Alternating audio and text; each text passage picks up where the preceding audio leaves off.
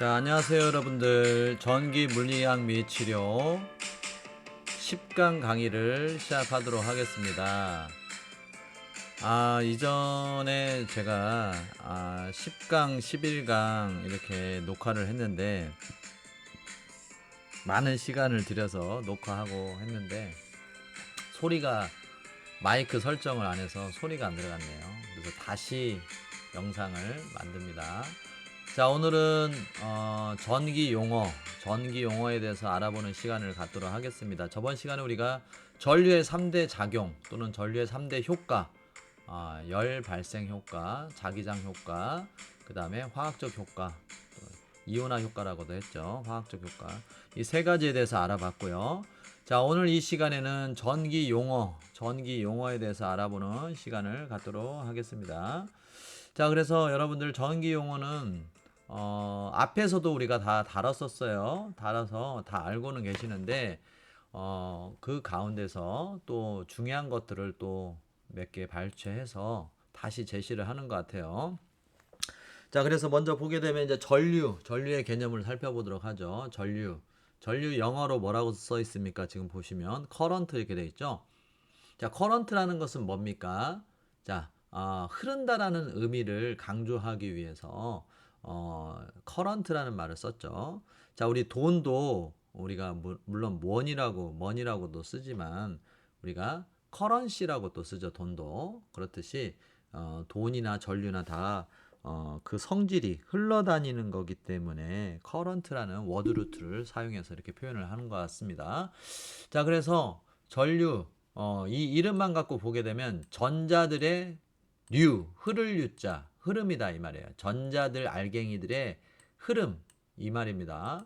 자, 그래서 보통 이 물리학자들이 계산해 본 거는 전류가 이렇게 흘러다닐 때 보면은 수천 조개에서 뭐 수경 개의 전자 알갱이들이 흘러가는 그런 집합체라고 이렇게 얘기를 합니다. 계산을 실제로 이렇게 수학적으로 하는 거죠. 실제 그건 알 수는 없고. 그래서 그렇게 많은 전자 알갱이들이 흘러가는 거예요. 자, 그런데 정의가 어떻게 됩니까? 전이차가 있는 두 점 간에 흐르는 전자의 이동이잖아요. 그러면 전이차가 반드시 있어야 된다라는 거예요. 흘러가기 위해서는. 자, 그래서 우리가 저번 시간에도 우리가 봤듯이 지금 이렇게 어려우면은 물로 환산해서 생각을 하라고 했잖아요.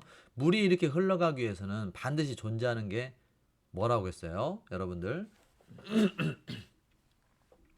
물이 흘러가기 위해서는 반드시 존재해야 되는 게 물이라고요? 예, 맞습니다. 그렇죠. 물이 존재해야 되는 건 맞죠. 예. 그런데 물 외에 뭐가 필요한가요? 물이 한 곳에서 또 다른 곳으로 흘러가려면 그렇죠. 한쪽이 높아야 되죠. 또 다른 쪽은 낮아야 되는 거죠. 그 높은 곳에서 낮은 곳으로 왜 물이 흘러갈까요? 자, 모든 우주의 자연현상은 제가 뭐라고 얘기했어요? 에너지의 흐름이라고 했잖아요. 물도 물이라는 형태로 우리 눈에 보이지만 사실 이게 에너지의 흐름이에요. 이 물이라는 그 물질 속에 숨어 들어가 있는 에너지는 왜 그러면 흘러가려고 하느냐? 이 마우스를 보시면 이곳의 높이가 여기보다 높으니까 이쪽에서 낮은 쪽으로 에너지가 흘러가는 거예요. 그래서 그럼 어떤 에너지가 높은 거냐? 위치 에너지가 높다라고 그걸 얘기를 합니다. 위치 에너지. 즉 포텐셜 에너지로 이렇게 표현을 하죠. 우리가 영어로. 자, 그래서 이 비커로도 제가 표현을 해줬지만 예전에 비커에 물이 있습니다. 왼쪽에가 더 많죠?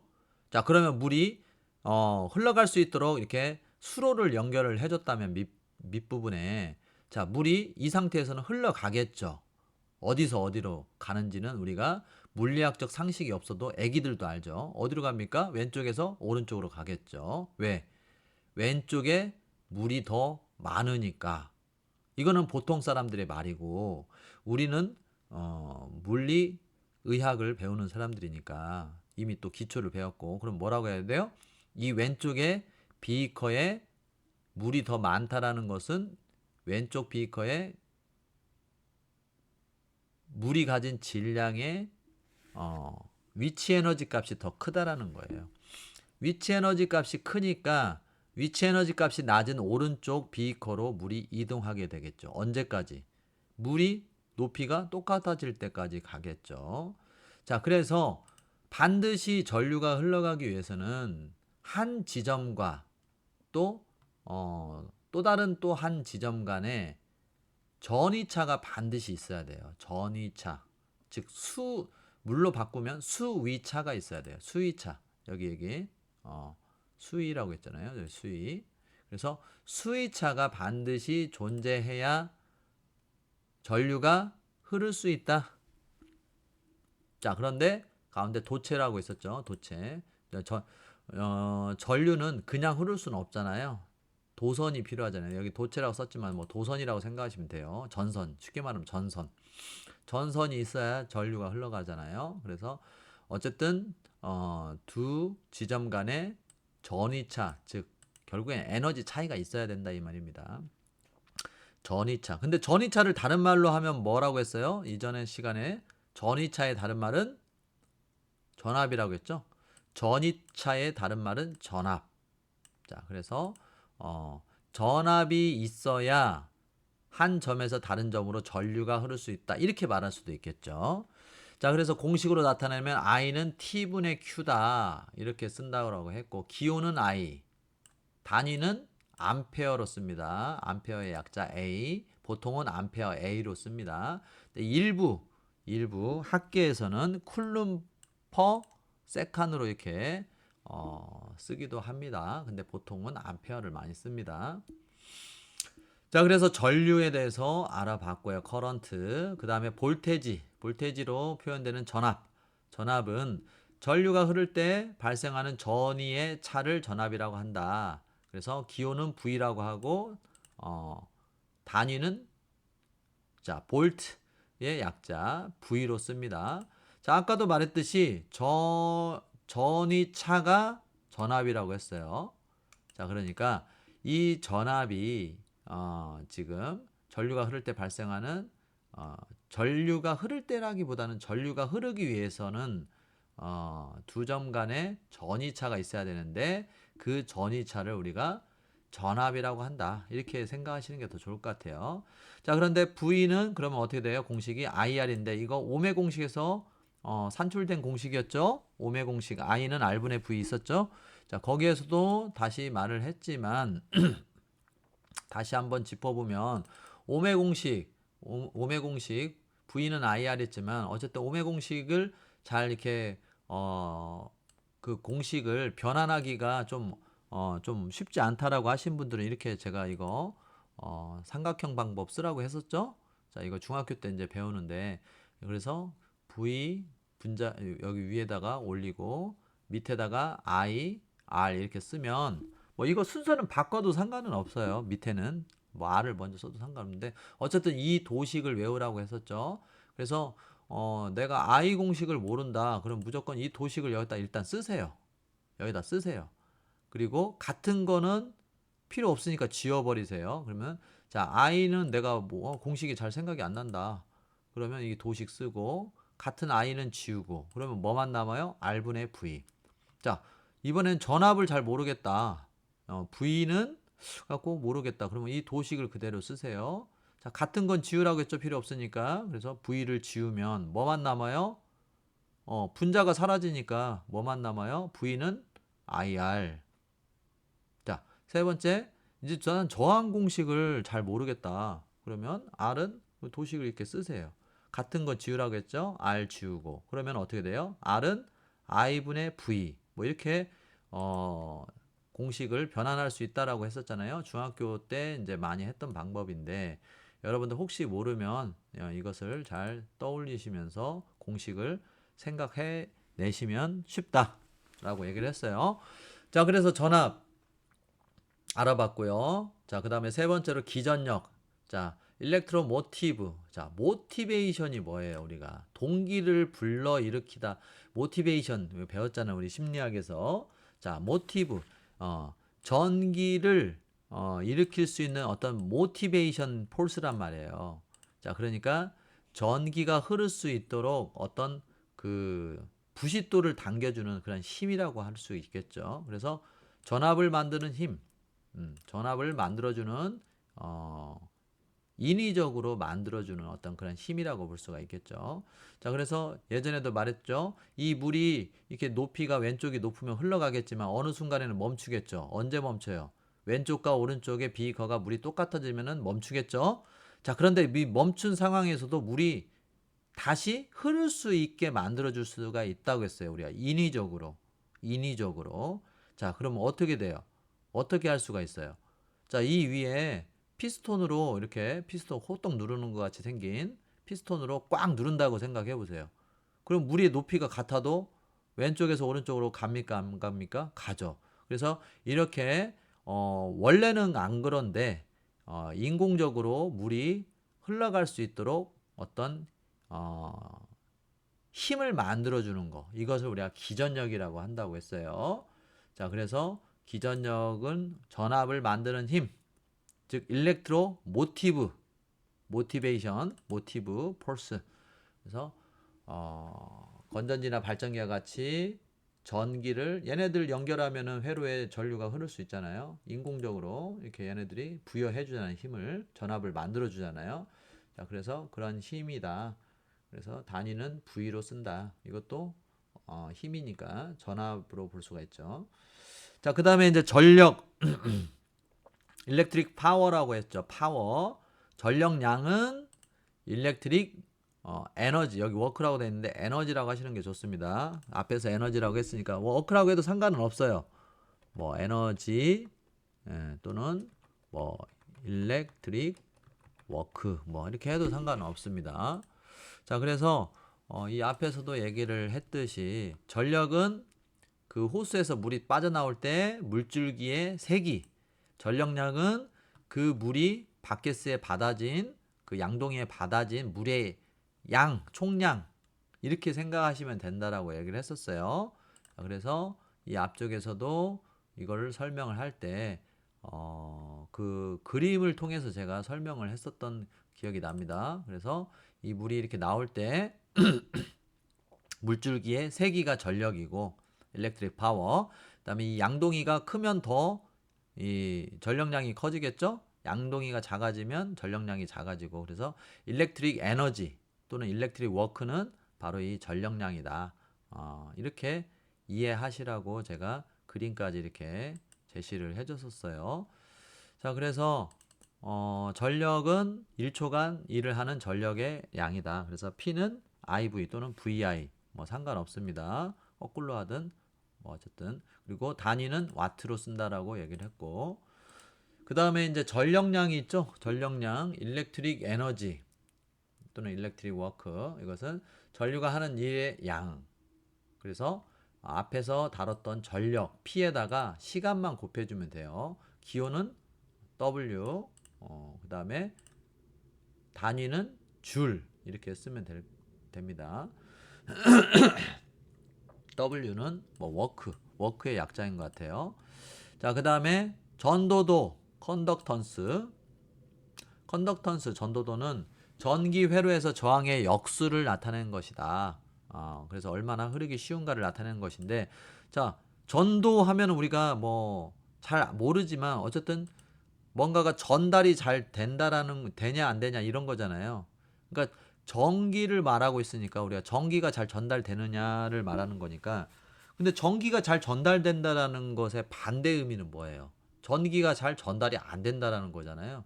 그러면 전기가 잘 전달이 안 된다라는 것의 의미가 저항이잖아요. 그러니까 저항의 역수로 표기를 하는 거죠. 그래서 G는 R분의 1이다 하고 단위는 S 이렇게 씁니다. 자, 그 다음에 이제 임피던스의 개념이 나오는데요. 오늘 사실은 이제 임피던스가 주된 내용이 되겠죠. 임피던스 내용이. 자, 교류 회로에서의 저항을 우리가 임피던스라고 한다고 했어요. 그래서 임피던스 같은 경우는 자, 직류는 저항의 개념이 쉽다고 했어요. 그냥 저항. 저항 소자 또는 그 회로 안에서 전체 도선에 갖고 있는 저항 뭐 이걸로 계산하면 돼요. 도선에도 저항이 있잖아요. 왜? 그 전자가 흘러갈 때 원자에 부딪히니까. 그래서 그 도선의 저항 자체 저항일 수도 있고 아니면은 저항 소자를 달아서 생겨나는 뭐 저항까지 합한 그런 저항. 그래서 어쨌든 이것은 어, 실수축에서 일어나는 실제적인 저항, 도선에서의 그런 의미니까 간단하죠. 그냥 저항만 생각하시면 되는데 교류는 복잡하다라는 거예요. 임피던스, 즉 교류 저항은 어, G라고 씁니다. Z, G라고 쓰고 그러니까 임피던스니까 I라고 쓰면 좋았을 텐데 임피던스라고 부르고 쓰기는 또 G라고 써요. 그러니까 여러분 좀 헛갈리죠. 그래서 어쨌든 임피던스는 자, 이 R 자, 직류에서의 저항값이죠. 이 R 플러스 여기까지만 하면 참 좋은데 플러스 리액턴스라는 걸 더해야 돼요. 리액턴스를 더해야 되는 게 이게 좀 복잡해요. 그러면 직류에서의 저항값 R 플러스 리액턴스가 뭐냐? 리액턴스가 바로 이 유도 리액턴스를 말하는 건데 유도 리액턴스와 용량 리액턴스를 말하는 건데 이 두 가지를 합해서 그냥 둘 다 리액턴스잖아요. 그러니까 합해서 리액턴스라고 하는 거예요. 자, 그래서 저항 플러스 유도 리액턴스 플러스 용량 리액턴스 이 세 가지의 요소가 있다라는 거예요. 교류에서는. 그래서 교류 저항은 이렇게 세 가지를 합산한 벡터의 합이다. 이렇게 얘기할 수 있어요. 그래서 그 중에 이제 XL로 표현하는 것이 유도 리액턴스, XC로 표현되는 게 용량 리액턴스라는 거예요. 자, 다 생소하고 어렵죠, 용어가. 자, 그래서 이 유도 리액턴스는 유도니까 인덕션이잖아요, 영어로 하면. 그러면 리액턴스를 지금 X로 쓴 거니까 그러면 XI라고 쓰면 좋은데 또 이걸 또 L이라고 썼어요. 그러니까 여러분 또 헷갈리죠. 아까 여기도 부르기는 임피던스라고 부르고 기호는 또 Z라고 했잖아요. I라고 안 하고 그것처럼 여기서 리액턴스니까 X라고 쓴 것은 뭐 알겠는데 여기를 유도니까 인덕션이잖아요, 영어로. 그러니까 XI라고 썼으면 좋았을 텐데 XL로 썼다는 거죠. 자, 어쨌든 뭐 전류도 우리가 흐르는 방향이 반대로 돼 있는데 관습 전류로 틀렸지만 그냥 하는 것처럼 그냥 받아들이시면 여러분들 어, 건강에 좋습니다. 자꾸 반항하지 마시고 받아들이면 좋을 것 같습니다. 자, 그 다음에 용량 리액턴스 이것도 리액턴스니까 X라고 쓰고 용량이 커패시턴스죠. 그러니까 C를 이렇게 쓰는 거예요. 그래서 리액턴스는 XL 플러스 XC 자 이렇게 나타나는데 XL은 2파이 FL로 이렇게 수식이 나오고요. XC는 2파이 FC분의 1 이렇게 수식이 나타납니다. 자, 그러면 왜 이렇게 복잡하게 나오느냐? 여러분이 이렇게 이걸 계산을 하라고 뭐 그렇게 문제가 나오진 않아요. 이거는 되게 어려운 부분이니까 개념만 이해하시면 돼요. 그러면 왜 이렇게 복잡한 수식으로 나왔느냐? 이런 식으로 나왔냐면 이 그 교류 저항에서의 이 저항값이 보게 되면 여기 보면 뭐 이렇게 실수축을 갖는 가로 좌표계에서는 저항값은 이 실수축을 가지고 이렇게 진행이 되게 돼 있어요. 자, 그런데 지금 보면 뭐 방향이 여기 보면 이 왼쪽 그림 봐보세요. 지금 하나는 위로 가고 하나는 아래로 가고 하나는 오른쪽으로 가고 이러고 있잖아요. 자, 그러니까 교류 저항에서는 이게 세 가지 요소가 각각 더 다른 벡터를 갖고 있다라는 거예요. 자, 저항 R은 실수축에서 이런 방향성을 갖고 있고 그 다음에 리액턴스 그 중에서도 유도 리액턴스는 허수축에서의 윗방향 용량 리액턴스는 허수축에서의 아랫방향 음의 허수축 양의 허수축으로 이렇게 다른 벡터 방향을 갖는다라는 거예요. 용량 리액턴스 XC는 그러니까 이런 복잡한 이런 그 벡터가 있기 때문에 우리가 이제 벡터를 계산할 때 보면은 어쨌든 이런 삼각 함수에서 이렇게 우리 피타고라스 정리를 이렇게 쓰잖아요. 자, 그래서 임피던스 Z의 제곱은 피타고라스 정리에 의해서 자, 우리 그 피타고라스 정리가 뭐예요?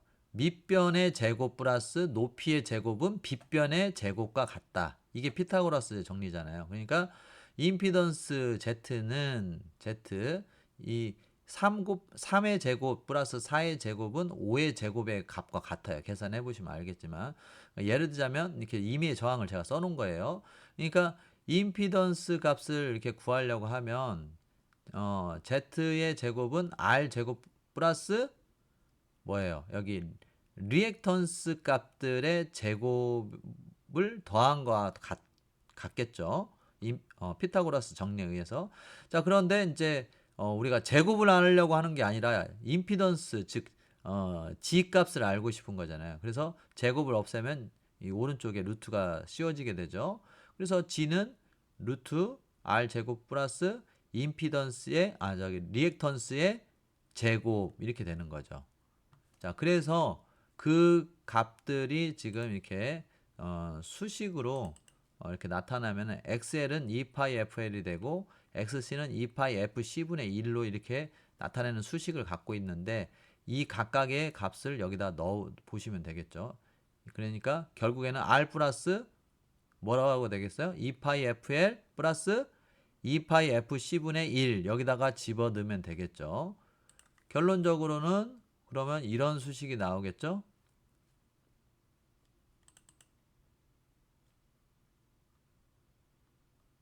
자, 이런 수식이 나오겠다는 거죠. 그래서 교류저항은 교류저항 즉 임피던스 G는 R 플러스 2파이 FL 플러스 2파이 FC분의 1 이렇게 수식이 나올 수 있다라는 거예요. 자, 그런데 다 됐고 너무 복잡하다. 어렵다. 그렇죠. 어렵죠.